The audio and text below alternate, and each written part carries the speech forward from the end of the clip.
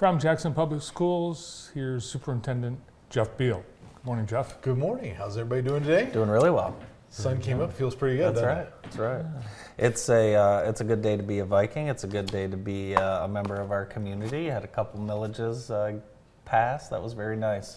You know what? Again, thank you very much to all of the supporters out there. We really appreciate what you do. Thank you for JTV for allowing us to come down here and share our story a little bit as we talk about that operating millage. And the bonus is that operating millage is now renewed for, I want to say, pretty close to 20 years. So we're in good stead. We won't have to come back and continue to ask for that. And then a huge shout out, a thank you, and certainly a big shout out to Kelly Hoover and the work that she did down with Parks and Recreation for the Parks and Rec millage. I know that shows up as a JPS millage, but all of those dollars flow right into our community, right into her department where they support our kids, our senior programs, a lot of the parks you see around the city. So just a really good opportunity. Yeah. And again, thank you everybody for your support. We very much appreciate it. It's back to school time, and you already have kids in camp. Well, we've got kids out at Hunt Elementary School. It's their second week of school, so I've been out there, and they're continuing to roll in. And Mary Jo Razkowski-Shannon, the principal out there, is talking to me about enrollments every day. But no, we do a couple of fun things. A lot of things really happen, as far as JPS when it comes to kicking off the school year. And one of the things we do is Camp Kindergarten, and that's this week, Monday through Thursday. And it's an opportunity for kindergartners to come to school to get kind of some of that routine, to check in on the lunch, to meet their teacher, to have some of those first separation anxieties with parents right out of the gate, so that when school rolls around and the big bus starts showing up for real next week, everybody's kind of in the swing of things, literally here on the swings as you got the picture up. But that's the idea, is really to come in and make that bridge, make that opportunity for those kids to understand. It gives us a good opportunity to talk with parents about what to expect and what to do for their kids, as far as routines, bedtime routines, learning to check their backpack, where to look in their Friday folder, how to communicate with the teacher, that kind of thing. So it gives us a good opportunity to talk with parents as well. I was school shopping last night, Jeff, and a lot of times parents, we rely so much on our teachers and principals and staff. It's just absolutely amazing. One thing that I know that some of the kids rely on is the teachers to open their Capri Suns. Do you ever help out with that? Well, I'm going to tell you now, Capri Suns, milks, the squeezable applesauce, all of that stuff, it's very important. But snack time is a big part of the day. I mean, we talk about this and make jokes, but the reality is kindergarten, when I went to kindergarten, it was, a half a day. You went, you sat on the carpet, you learned your alphabet, you counted your numbers, and you took a nap and ate a snack and played with your friends. Yeah. A lot of that socialization took place, and now kindergarten looks like first grade. Right. Parents, need to think about this, that their kindergartners are coming. It's a full day of school. They will exit kindergarten reading. Lots of our kindergartners, arrive to us and they don't know their letters. They don't know their, how to spell their name and things like that. And those are always good steps for us to work with. And those are the places that we're going to take the kids this year. And so when you think about a kid exiting kindergarten in a few months from now, it's going to be looking like a first grader when we were in school. So there's a lot going on right now. Yeah, what's that all over your shirt? Go-Gurt. Those are tough too, because sometimes the parents freeze those the night before and they're not completely unfrozen. But you can always buy your lunch.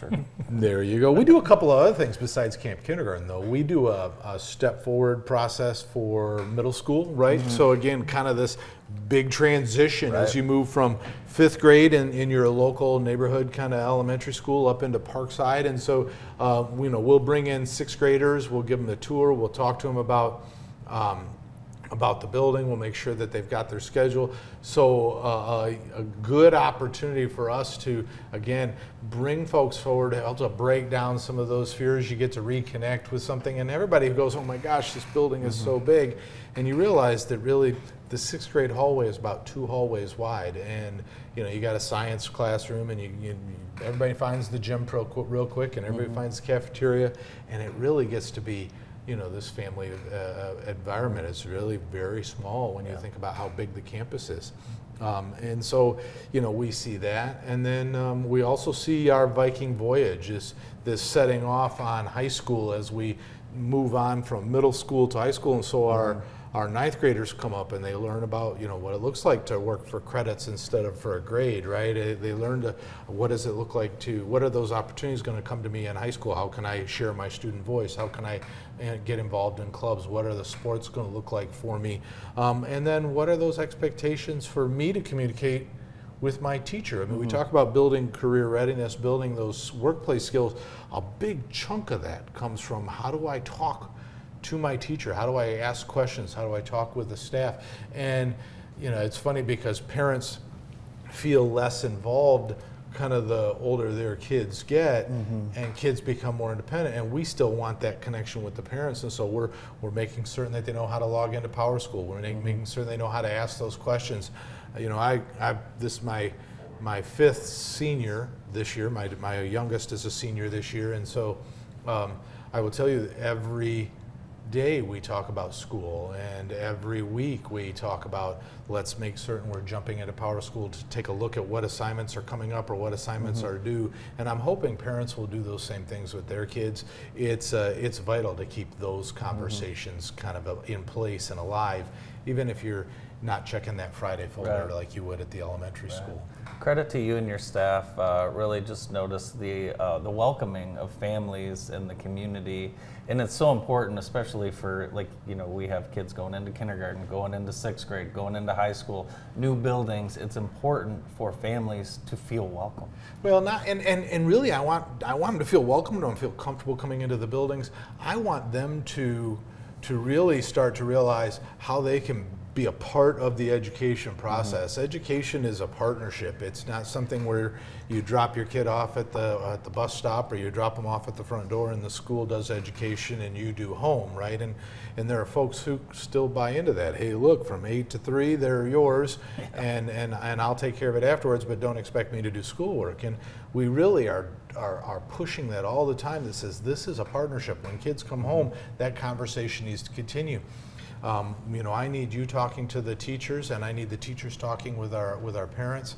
And that, when we break down those barriers, when we listen to the voices of our families and we help encourage those voices with their students, that's when those kids really thrive. And that's when you can really see kind of the best of what education can bring home. We've got back to school open houses starting next week. Yeah, Monday and Tuesday, there's a host of them. So you see Cascades, our JPS Montessori, Parkside, 4th Street, Jackson High, and Pathways are all on Monday, starting somewhere around 5:30 and ending somewhere around 8, depending on your timelines. And then Tuesday, Dibble, John R. Lewis Elementary, Northeast, and Sharp Park all start at 5:30, and they'll wrap up about 7.